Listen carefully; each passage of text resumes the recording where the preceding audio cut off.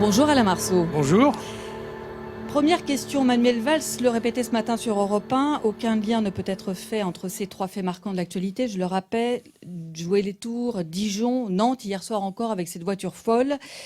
Le parquet antiterroriste a été saisi pour jouer les tours. On parle de déséquilibré pour l'affaire de Dijon et de Nantes. Est-ce qu'on minimise les faits? Eh bien, écoutez, je voudrais m'adresser aux procureurs de la République, aux différents procureurs de la République compétents qui ont été saisis. Je ne voudrais pas jouer les anciens combattants, mais je vais leur rappeler ce qui s'est passé en 1986, où j'étais juge d'instruction et où il y a eu les premiers attentats exactement à cette époque, au mois de décembre, commis aux Galeries Lafayette et au printemps, où 2 bombes explosent à 15 minutes d'intervalle. Je suis saisi de l'enquête et je me rends compte quelques semaines plus tard que le patron de la brigade criminelle avait reçu pour instruction du préfet de police, lequel avait reçu pour instruction du ministre de l'Intérieur, de me dire à moi, juge d'instruction, c'était un fait commis par un déséquilibré et qu'il n'y avait donc pas de piste politique ou terroriste. Le patron de la brigade criminelle est venu se confesser devant moi. Il avait reçu pour instruction de mentir.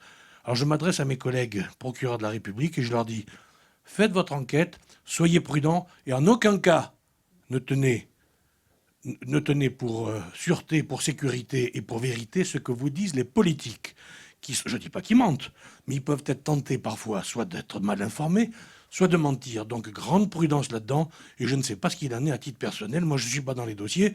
J'espère au moins que M. Valls en sait quelque chose. En tous les cas, il prend des positions qui m'ont l'air un peu, comment dirais-je, imprudentes. Vous nous dites clairement aujourd'hui, il ne faut écarter aucune piste. Et bien sûr que non. Imaginez que l'un des auteurs interpellés dise, eh bien moi j'ai fait ça par auto-radicalisation parce qu'effectivement je voulais répondre au mot d'ordre de l'État islamique qui, je vous le rappelle, dit tuer des Français, ces salauds de Français, écraser les en voiture, tuer des policiers, etc., etc. Excusez-moi, c'est la réalité. Alors je veux bien qu'on aille vers des équilibrés. Il semblerait qu'un ait fait quelques séjours de longue durée ou plutôt de courte durée répétés dans un hôpital psychiatrique, mais soyons prudents. Vous savez, la société française aujourd'hui est dans un tel état de dislocation regardez, entre les histoires de M. Zemmour qui se fait mettre à la porte d'une télé, des crèches de Noël que des tribunaux administratifs interdisent à la demande de l'AICAR, etc.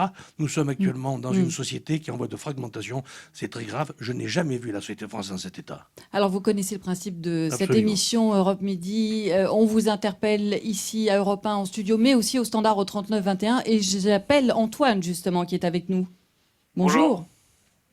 Oui, est-ce que vous pensez que ces 3 événements récents vont faire appel à un dispositif particulier pour renforcer par exemple Vigipirate autour des lieux fréquentés dans les grandes villes?